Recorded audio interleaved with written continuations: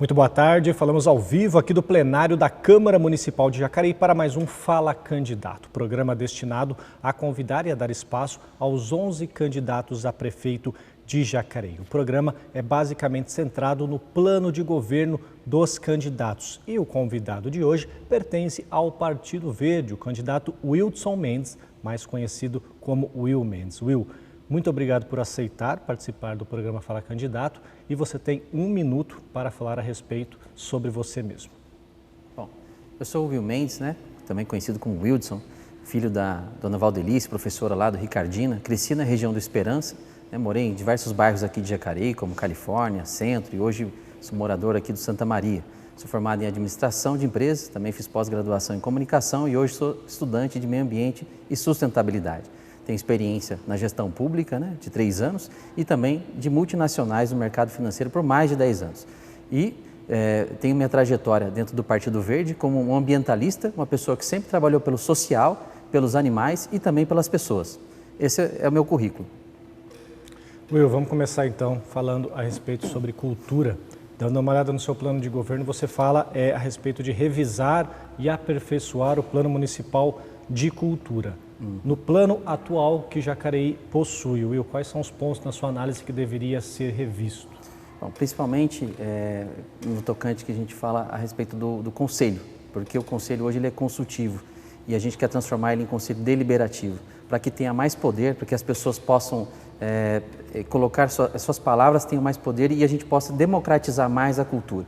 Hoje a gente sabe que não só nessa gestão, mas nas anteriores também, muitos dos projetos de cultura ficaram limitados a um grupo de meia dúzia de pessoas vinculadas a uma gestão ou a outra. O que a gente quer é democratizar, para que todos tenham acesso e não fique dependendo de recursos, seja do Malik ou de algum projeto, se você tem afinidade com um grupo político ou não. Quando a gente faz isso, a gente amplia, democratiza, e aí a gente quer atingir, sim, mais pessoas com isso, para que não fique vinculado a uma bandeira ou outra. E como fazer isso, como fazer essa revisão, como fazer essas mudanças, se o orçamento da pasta da cultura é mais ou menos 0,5% do orçamento total da cidade? Bom, isso demanda também, é claro, uma revisão no orçamento da cidade, não só o orçamento da cultura, mas o do esporte também. A gente acredita que ele é muito pequeno para a representatividade que ele tem. A gente também tem que parar de ver a cultura somente como entretenimento, não só a cultura como esporte. Eu já quero até abranger os dois temas, porque ambos eles geram renda e também geram saúde. Então, quando a gente deixa de investir mais na cultura e no esporte, a gente está deixando de gerar saúde para depois. Então, um curso de teatro, não só isso também, mas as atividades que fazem bem para o psicológico da pessoa, isso tem que ser incentivado na cidade. Então, a gente tem que rever o orçamento e aumentar tanto do orçamento do esporte quanto da cultura, para que a gente tenha mais atividades, mais atrativos para as pessoas e isso se transforme em mais saúde no futuro. Então, eu penso assim, que a prevenção é o melhor negócio, e é o mais barato, não só por questão de custo, mas ninguém quer ficar doente, nem da mente, nem do corpo. E a cultura, ela traz também essa questão não só do social, mas também da geração de emprego e da saúde. E a gente tem que trabalhar na prevenção, porque ficar comprando remédio sai caro e ninguém quer adoecer. Então, a gente está falando isso também, fora a geração de emprego. Quando a gente tem os artistas da cidade trabalhando, eles estão circulando, a moeda circula na cidade. Então, a gente não precisa ter pessoas que vão para outra cidade vizinha ou venham de fora para fazer uma evasão das nossas divisas, vamos falar assim. Então, esse recurso é gasto aqui, porque o artista compra aqui, ele vive aqui, ele come aqui. Então, a gente tem que fomentar isso. Então, a gente tem que parar de pensar que é só um entretenimento. Não, ali é uma profissão, e também tem outras vertentes, como eu falei, essa da saúde também, que quase ninguém enxerga.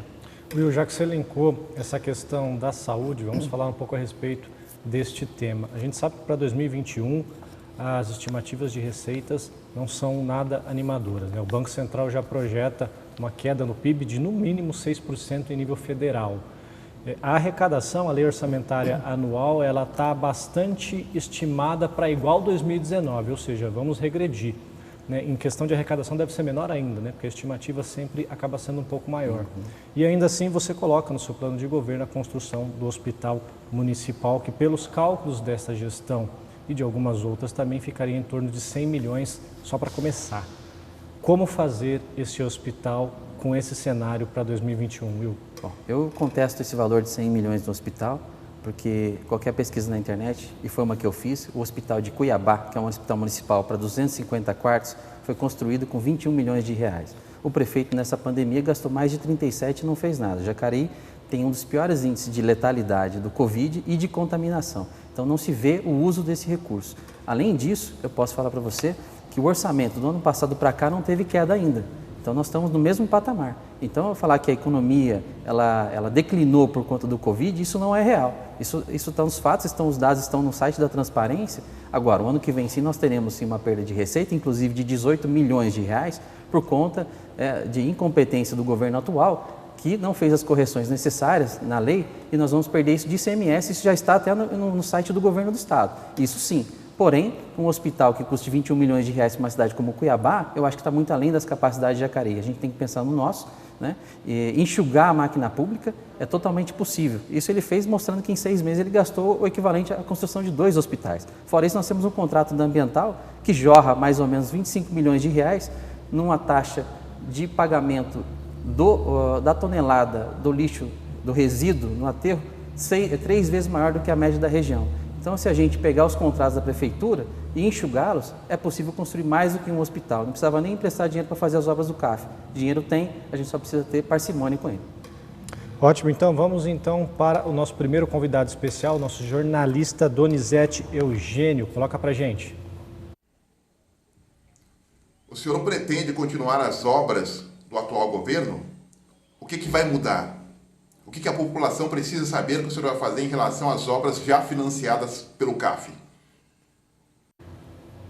Obrigado, Donizete Eugênio, pela pergunta. É óbvio que nós vamos continuar as obras do CAF, até porque o dinheiro já foi contratado, está no nosso orçamento. Essa dívida de 300 milhões de reais hoje se soma com a que o governo já tem, e nós temos que fazer jus até pelo esse investimento que a prefeitura está fazendo, né? São obras para anos, que passam gestões, né? Vão inclusive passar a próxima gestão também com essas obras do CAF.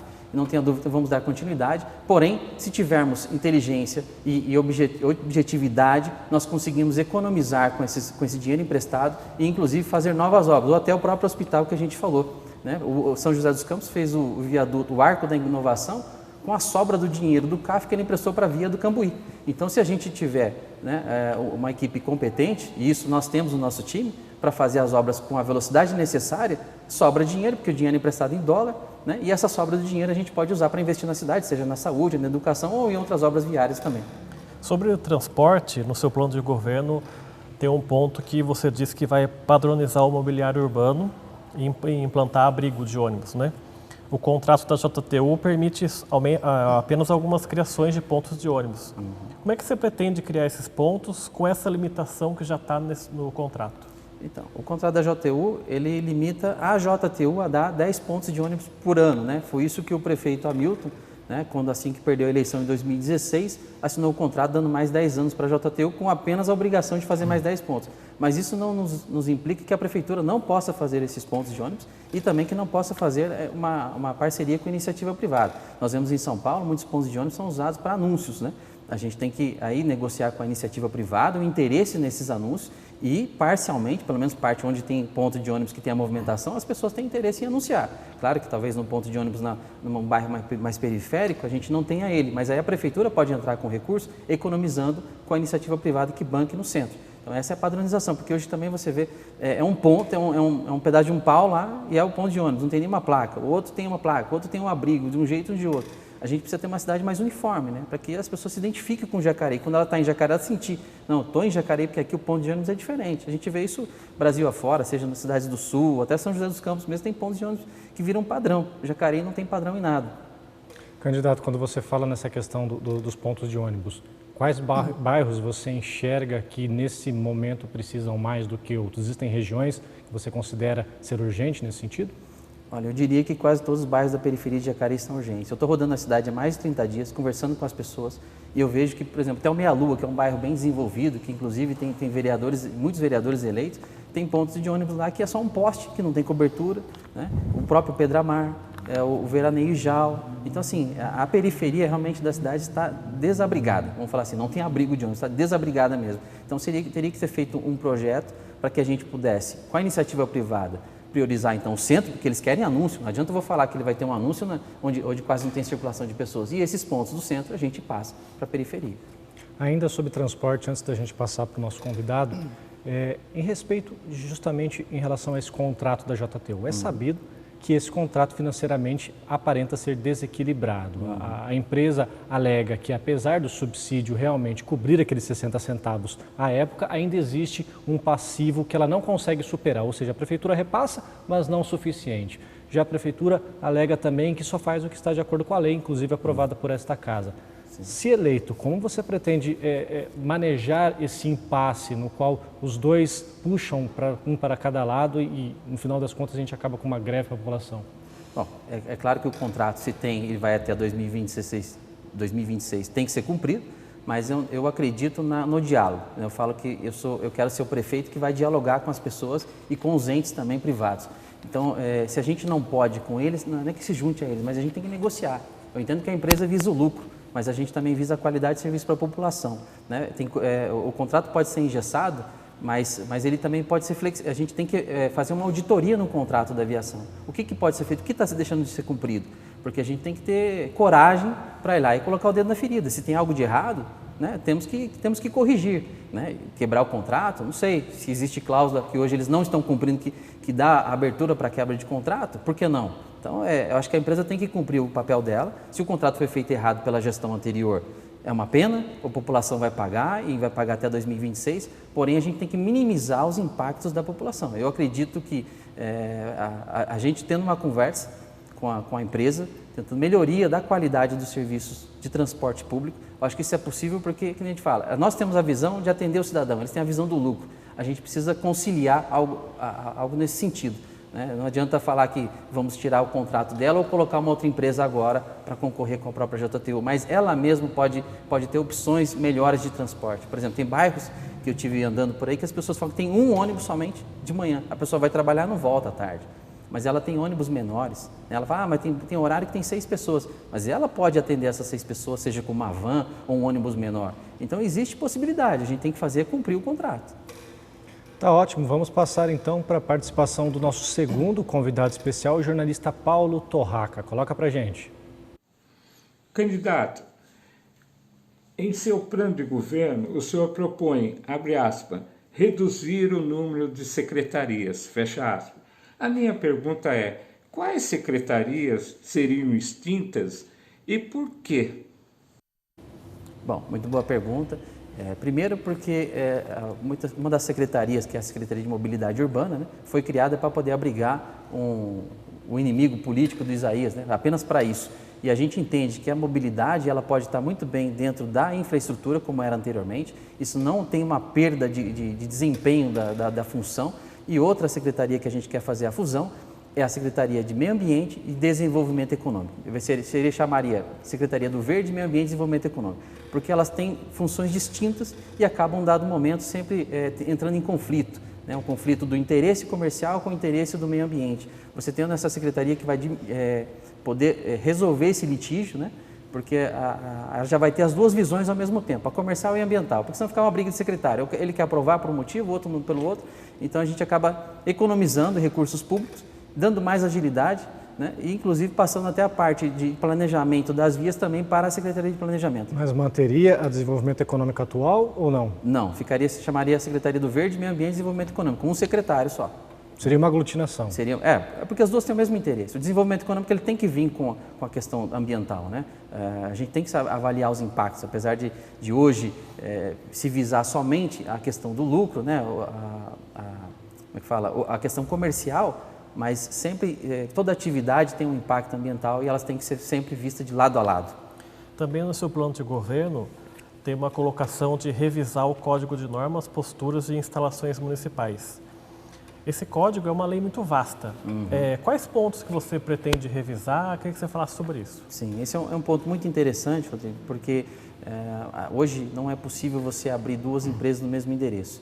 Se você tem uma empresa numa inscrição municipal, aí eu quero abrir uma outra ali, no mesmo endereço. Não pode. Bate lá e fala assim, não, você não pode abrir porque já existe uma empresa lá. E a gente sabe que o mundo modernizou, as pessoas estão trabalhando de forma compartilhada, o chamado coworking, e a gente quer legalizar essa prática. Porque a prefeitura não perde com isso. Se a gente tem um cabeleireiro e uma manicure e elas não querem ser sócias, mas uma pode ajudar o aluguel da outra, elas dividem o aluguel e cada uma trabalha da sua forma. Tem uma sala aqui e eu quero sublocar. Então ela subloca para a cabeleireira ou para a manicure e a prefeitura tem duas inscrições municipais no mesmo endereço, né, 2 inscrições municipais e não perde imposto e a pessoa ganha agilidade. A mesma coisa pode acontecer com um mecânico e um funileiro, se quiserem trabalhar junto. Ou mesmo apenas uma pessoa que tem um comércio e ela tem algumas salas vazias e queira sublocar. Então a gente quer facilitar porque para gerar emprego rápido hoje a gente entende que é dessa forma, é dando a oportunidade de trabalhar para quem quer trabalhar. Indústria, ninguém pode prometer que vai trazer indústria. Indústria hoje quando vem, se vem, primeiro depende de cenário internacional e quando vem a maioria dos empregos são de forma reduzida porque tudo é mecanizado, é informatizado, é robotizado. Então quem gera emprego hoje de 70% a 80% dos empregos da nossa cidade vem do comércio. Então a gente tem que facilitar e desburocratizar para quem quer empreender e trabalhar em nossa cidade. Candidato, o assunto agora é educação. No seu plano de governo você coloca que as escolas municipais deveriam ser bilíngues e vai trabalhar caso você seja eleito. Entretanto, em 2018, no último INAF, que é aquele índice que mede o analfabetismo do nosso país, colocou que pelo menos 30% dos estudantes possuem algum grau de analfabetismo. O analfabetismo funcional, como a gente é conhecido, que não consegue interpretar nenhum tipo de texto. Sim. Você não considera um passo muito largo, já que no própria matéria básica do português, 1 a cada 4 alunos malemar consegue entender o que de fato está lendo? Só complementando essa pergunta, em caso você seja eleito, como é que se daria essa contratação dos professores bilíngues para a Prefeitura de Jacareí? Não, tá joia. É bom perguntar, até porque é um projeto que a gente tem de médio e longo prazo. Inicialmente, no primeiro ano de governo, já quero começar, inclusive, com as crianças que vão para o berçário, a partir dos 6 meses de idade. Porque, primeiro, o investimento é baixo e o resultado é alto. A criança ela não sabe falar e ela vai ter contato com a língua inglesa através de músicas, nesses primeiros 6 meses de idade, e a gente vai gradativamente, ano a ano, aumentando. Então, o investimento da prefeitura, no segundo ano, a gente vai usar músicas e desenhos, né? E o investimento da prefeitura ficaria para 2 anos e meio da criança com 3 anos de idade. Quer dizer, no terceiro ano da gestão, aí sim nós precisaríamos de um profissional para interagir com as crianças na língua inglesa 1 hora por dia somente. Então, é um investimento muito baixo que o resultado não é só falar 2 línguas, né? A criança que ela cresce falando 2 línguas, diferente de aprender, que a gente colocar isso no ensino, ela tem as funções cognitivas delas aceleradas, então o raciocínio dela melhora, né? Uma criança talvez não tenha nunca alguém para falar inglês, ou vai viajar para fora, não tenha dinheiro, talvez aconteça isso.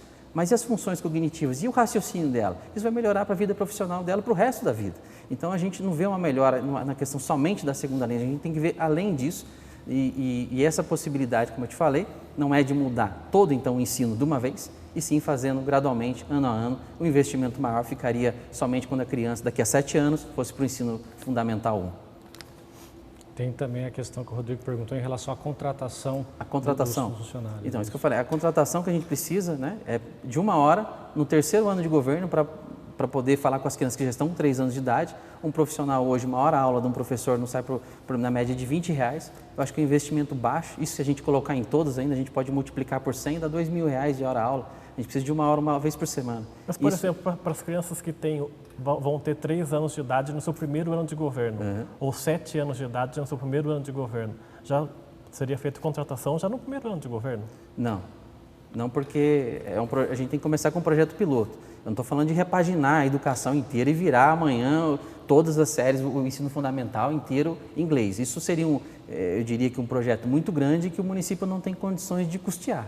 Mas aos poucos, sim. Inclusive, eu tive em contato com a Embaixada Britânica no Brasil e eles apoiam esse tipo de iniciativa que são de médio e longo prazo, inclusive para capacitar os professores. Então, nem para a capacitação do professor lá na frente, aí nós vamos ter que capacitar um professor daqui a 5, 6 anos, né? Hoje, o próprio o consulado britânico, ele dá essa capacitação, né, com o interesse das pessoas falarem a língua do país deles, né?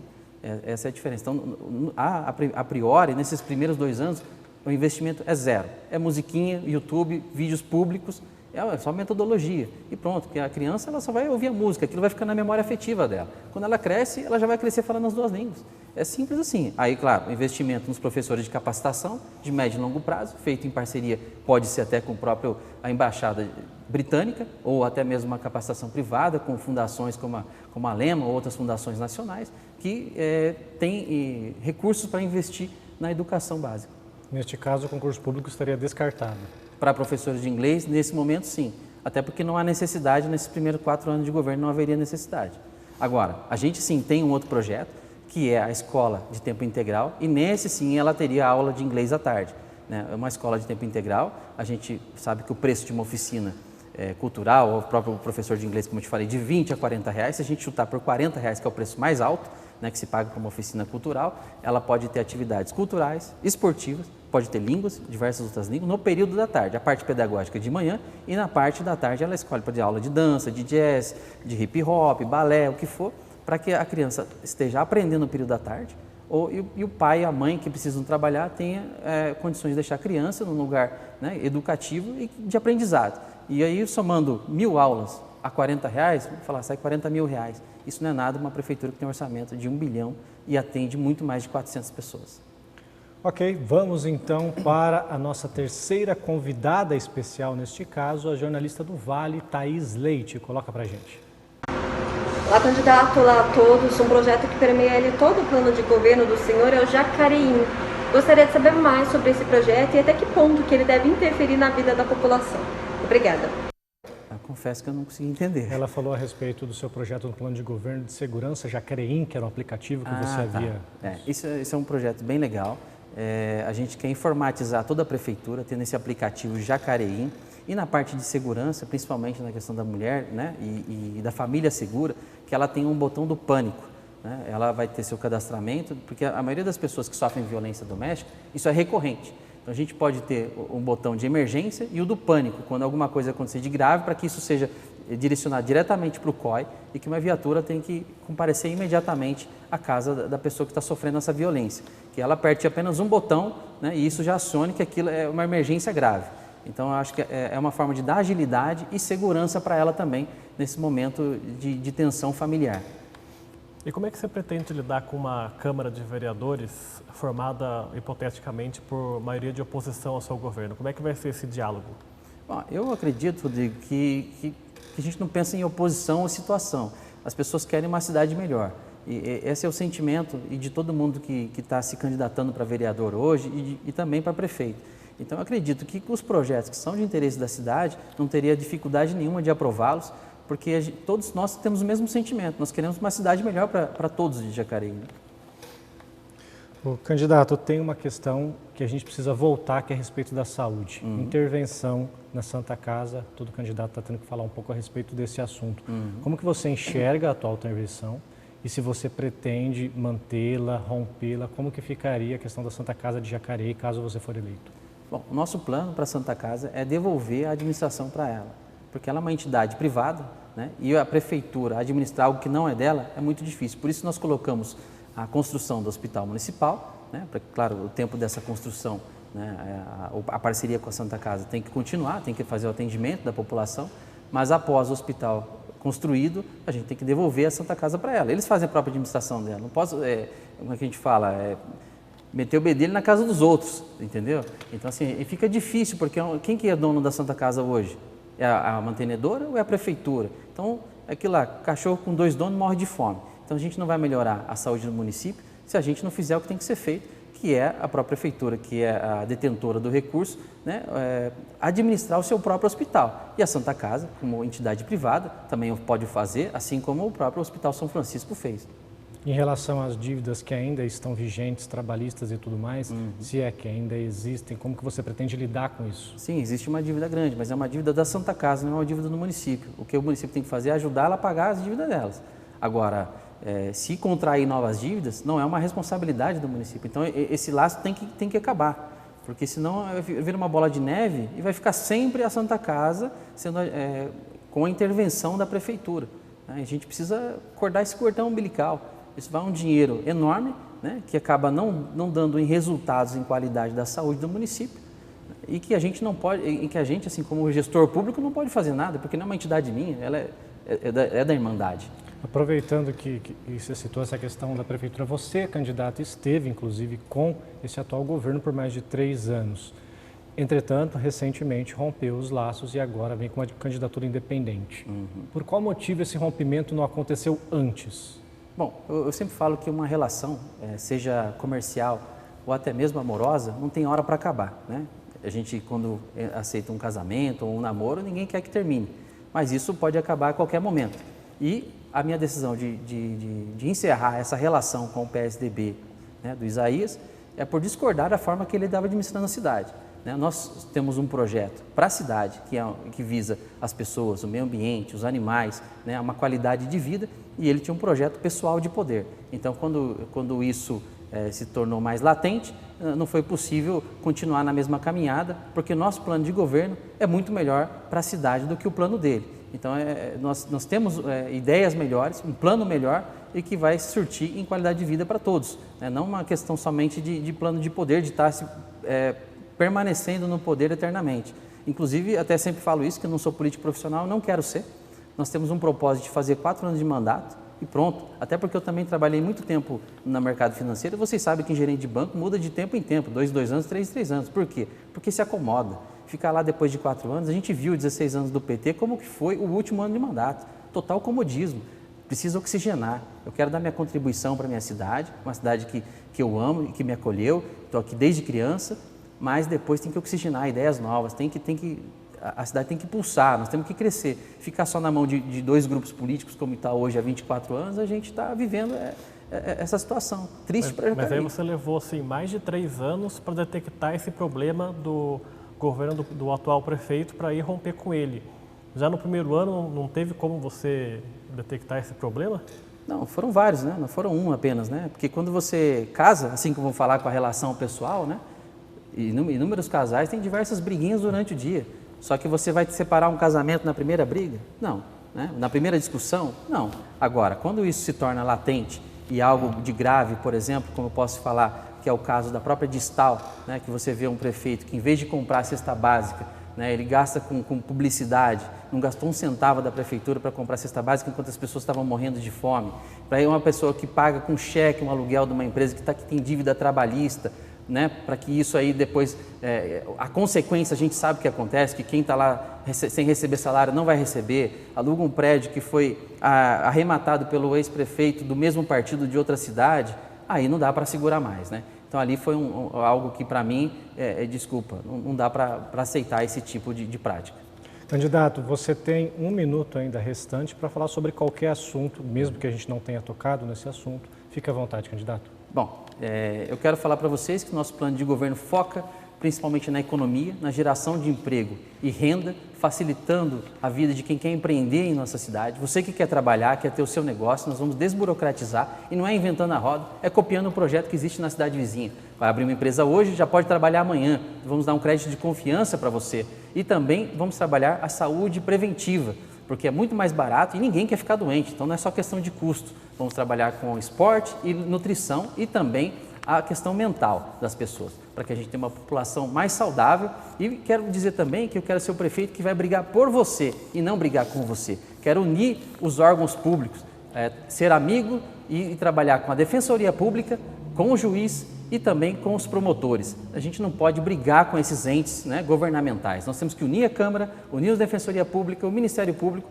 em prol de uma população do melhor para Jacareí. Inclusive, tudo isso daqui está aqui no nosso plano de governo, que você pode acessar pelas redes sociais. Nós temos todas as propostas, estão aqui também registradas no cartório eleitoral, e para você conferir e escolher o melhor para Jacareí, que é 43, com Will Mendes e Antônio Simões, vice.